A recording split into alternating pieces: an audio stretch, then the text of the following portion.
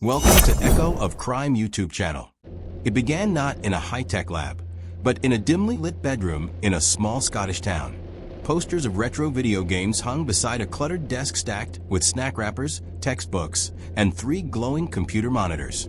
The boy sitting before them looked like any teenager. Headphones on, hoodie up, but inside those screens he had already entered the most secure networks in the world. His alias was Kraka. At just 15 years old, he had done something almost unthinkable. Gained unauthorized access to servers used by the U.S. Federal Bureau of Investigation. He wasn't motivated by money or politics. He wanted, as he later told reporters, to show them they weren't as secure as they thought. It was 2015, a year when cybercrime headlines were dominated by organized groups, not school kids. Yet this teen, later identified by British media as Kane Gamble, quietly slipped past login gateways meant to protect intelligence officials. Within months, he would trigger one of the strangest international manhunts of the decade. It started with curiosity. Kane spent evenings learning about social engineering, the psychological art of tricking people into giving up secrets. He realized that breaching systems wasn't always about advanced code. Sometimes it was about confidence and tone. Posing as a senior IT technician, he phoned help desk lines at U.S. government agencies. Using public information and insider jargon he'd picked up online, he convinced real employees to reset passwords and open internal portals. Within days, he had access to an FBI email account. From there, the doors kept opening. Investigators later said he browsed databases, read internal memos, and even downloaded contact lists for intelligence officers. To him, it felt like exploring a giant locked house with every door left ajar. "They didn't think anyone like me could be inside," he once told a journalist after his arrest. The FBI's cyber division noticed something odd: anomalous logins from foreign IP addresses, messages sent from official accounts that agents swore they hadn't written. At first, they suspected a state-backed attacker. But the pattern didn't fit a professional operation. The intrusions were inconsistent, almost playful. Meanwhile, Kraka taunted investigators online. He tweeted fragments of stolen documents and mocked the Bureau's cybersecurity. One message read, "You shouldn't leave your front door open." The arrogance of youth collided with the power of the internet. In chat rooms, others joined him. They called themselves Krakas with Attitude, a small group of teenage hackers who targeted high-profile figures for attention. To them, it was a game. To federal agencies, it was humiliation. Everything changed when the group accessed the personal email of the then Director of National Intelligence. They leaked phone numbers and private correspondence online. Overnight, the story jumped from niche forums to primetime news. Headlines across the U.S. read, "Teen hackers breach U.S. intelligence chief's email." Behind the scenes, the FBI activated a full-scale counter-operation with assistance from the UK's National Crime Agency. The digital taunts were no longer amusing. They represented a breach of national security. What had started as curiosity now carried the weight of federal law. Agents traced login points to a cluster of IP addresses in England and Scotland. They requested cooperation from UK authorities, who began quiet surveillance. For weeks, investigators monitored late-night network traffic coming from a small terraced house. Inside that house, the teenager sat alone at his computer, unaware that his every keystroke was being mirrored by forensic analysts half a world away. The same blue-gray glow that gave him a sense of control was now the light that led them straight to him. Early one morning, unmarked cars rolled down his narrow street. Officers from the East Midlands Special Operations Unit entered the house. They confiscated hard drives, routers, and notebooks filled with handwritten passwords. The boy, still in pajamas, was calm. He reportedly told one officer, "You're late." For investigators, the raid was the end of a digital chase that had spanned continents. For cybersecurity experts, it was proof of how vulnerable even the strongest systems could be to social manipulation. The FBI later admitted the breach hadn't been high-tech, it had been human. News of the arrest broke worldwide. A teenager had embarrassed the world's most powerful intelligence agency without writing a single sophisticated virus. He had used charm, confidence, and persistence, traits usually praised in entrepreneurs, not hackers. Cybersecurity officials held press conferences urging new training for federal staff on social engineering awareness. Schools began adding cybersecurity awareness to their curriculums. The story became a case study in universities, often titled, "When Curiosity Crosses the Line." Sitting in a youth detention cell awaiting trial, Kane reportedly told investigators he never meant to cause harm. "I just wanted them to listen," he said. In a way, they did. His actions forced government agencies to audit outdated systems and change authentication protocols. Even from confinement, the teen who once outsmarted the FBI had left a permanent mark on cybersecurity history. The glow of his monitors was gone, replaced by the sterile light of institutional walls. But in digital circles, his story spread like code, retold as both a cautionary tale and a legend of teenage defiance. When the FBI confirmed that its internal email servers had been compromised, the Bureau didn't release the information publicly right away. Instead, they launched Operation Downstream, a joint task force with the UK National Crime Agency (NCA). Their goal: trace a hacker who seemed to know the Bureau's internal habits better than some employees did. Agents described it as chasing a ghost. Every login appeared to come from somewhere different: a library network in London, a Wi-Fi hotspot near Glasgow, then a private router registered under a false name.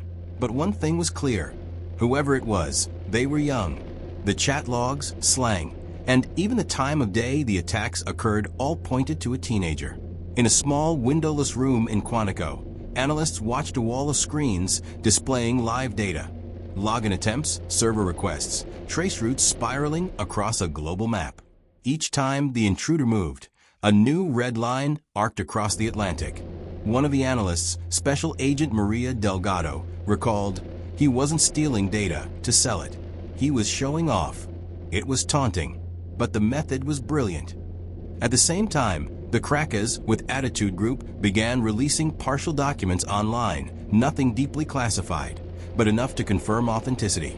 They published contact lists, phone numbers, and even internal memos, all labeled with mocking captions like "Top Secret, huh?" The leaks embarrassed officials and created tension between agencies. How could teenagers breach systems designed to protect national security? Across the ocean, Kane Gamble sat in his bedroom, headphones on, surrounded by monitors. He wasn't coding sophisticated malware. Instead, he was exploiting people. He called government help desks pretending to be senior employees, speaking confidently, and convincing them to reset passwords or read out access codes. His method relied on tone, timing, and credibility, a digital con built on human trust. Once inside, he could forward emails, capture screenshots, and explore the structure of restricted networks.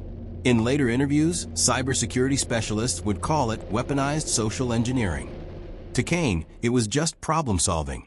If I could get them to believe I was one of them, that was it, I was in. But as his confidence grew, so did the risk.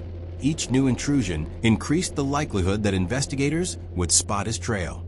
The FBI's turning point came when analysts discovered a pattern hidden in the timestamps of the intrusions. Most logins occurred between 3 p.m. and 11 p.m. Greenwich Mean Time, after school hours.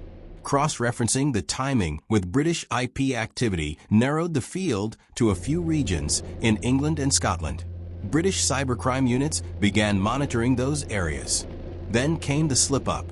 One evening, Kane logged in using a home broadband connection instead of a mass network.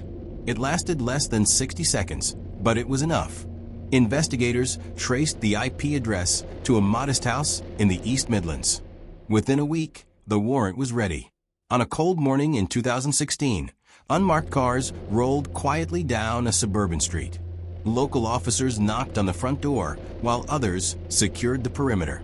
Inside, a half-awake teenager looked up from his computer as agents entered the room. "Are you Kane Gamble?" "Yeah," he said calmly. "I guess you found me." They seized his computers, phones, and handwritten notes. The walls of his room were covered with sticky notes filled with usernames and passwords. The arrest was filmed for evidence but never released publicly. Authorities were careful to protect his identity as a minor. News outlets broke the story within hours. British teen linked to FBI hack arrested.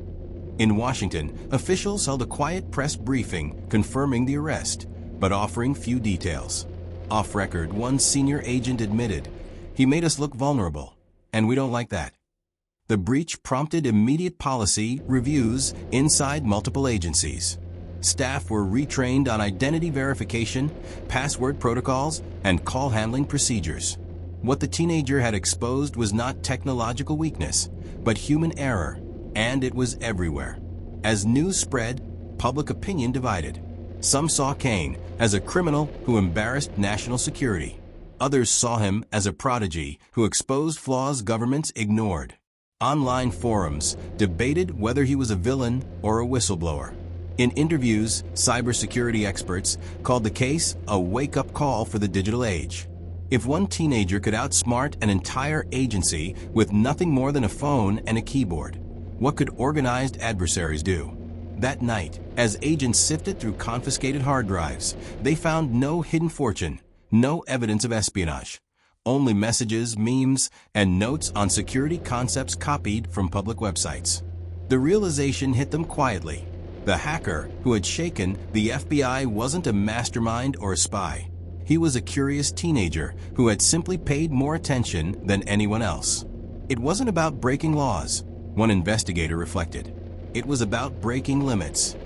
And though the monitors in his room went dark, the ripples of his curiosity were just beginning to spread across the world of cybersecurity. The day the courtroom doors opened, the world finally saw the face behind the alias cracker. Kane Gamble walked in quietly, dressed in a plain gray sweater. His expression was calm but uncertain, a teenager surrounded by lawyers, agents, and flashing cameras. The UK press called it the most extraordinary hacking case since Julian Assange. The courtroom in Leicester Crown Court was packed. Reporters filled the gallery, waiting to hear how a schoolboy had humiliated the most powerful law enforcement agency on the planet. Across the Atlantic, the FBI followed every update, its representatives seated silently in the back row. When the prosecution began, the facts sounded like something from a thriller. Between late 2015 and 2016, Kane Gamble had impersonated senior U.S. intelligence officials over the phone, tricking staff into revealing credentials that gave him access to restricted email accounts. He infiltrated internal networks belonging to the Department of Justice, the FBI, and even the CIA. Prosecutor John Lloyd described his techniques as social engineering, so convincing that even trained professionals obeyed him. The court heard how he had read confidential briefings, intercepted internal calls, and briefly controlled online dashboards used by law enforcement. He even taunted investigators on Twitter under the handle Cracker with Attitude. Yet there were no weapons, no physical harm, just a laptop, a phone, and the mind of a boy who understood systems better than the people who built them. What fascinated the world was the contrast. Kane wasn't part of a criminal syndicate. He was a teenager living in a modest home, studying IT from free online tutorials. Psychologists described him as highly intelligent but socially isolated, a young mind drawn to the logic of systems, the thrill of discovery, and the invisible power of access. During cross-examination, he spoke softly. "I didn't do it for money. I just wanted to prove they weren't as smart as they said." The statement divided opinion. To some, he was arrogant. To others, a prodigy pointing out flaws governments preferred to ignore. Cybersecurity experts testified that his attacks were simple yet effective, exploiting trust rather than technology. The case exposed a universal weakness, the human element. After weeks of hearings, the verdict came down in 2018. Kane Gamble, then 18, was convicted of multiple offenses under the UK's Computer Misuse Act. Judge Charles Haddon-Cave addressed him directly. "You sought to expose vulnerabilities, but you did so recklessly. You turned curiosity into chaos." He was sentenced to 2 years of youth detention. The courtroom remained silent as the judge added, "Let this be a warning. Intelligence without discipline can destroy as much as it discovers." For the first time, the young hacker lowered his head. While he served his sentence, Cybersecurity experts debated what his case truly meant. Governments across the world introduced new training protocols for staff handling sensitive data. Agencies hired psychologists to teach employees how to recognize manipulation attempts. The FBI quietly overhauled its identity verification systems. Every new agent in training heard the story of the teenager who outsmarted us. In universities, professors used his methods as classroom examples of ethical hacking, how curiosity could be turned toward testing security, not breaking it. Kane's story became a digital morality play. Brilliance without boundaries leads to downfall, but curiosity, guided by ethics, can protect millions. After his release, Kane Gamble kept a low profile. He was reportedly studying computer security, this time legally. Friends said he wanted to work in cyber defense, helping organizations close the same gaps he once exploited. In one rare interview years later, he said, "I don't regret learning what I did. I regret how I used it." You don't realize the scale of what you're touching until it's too late.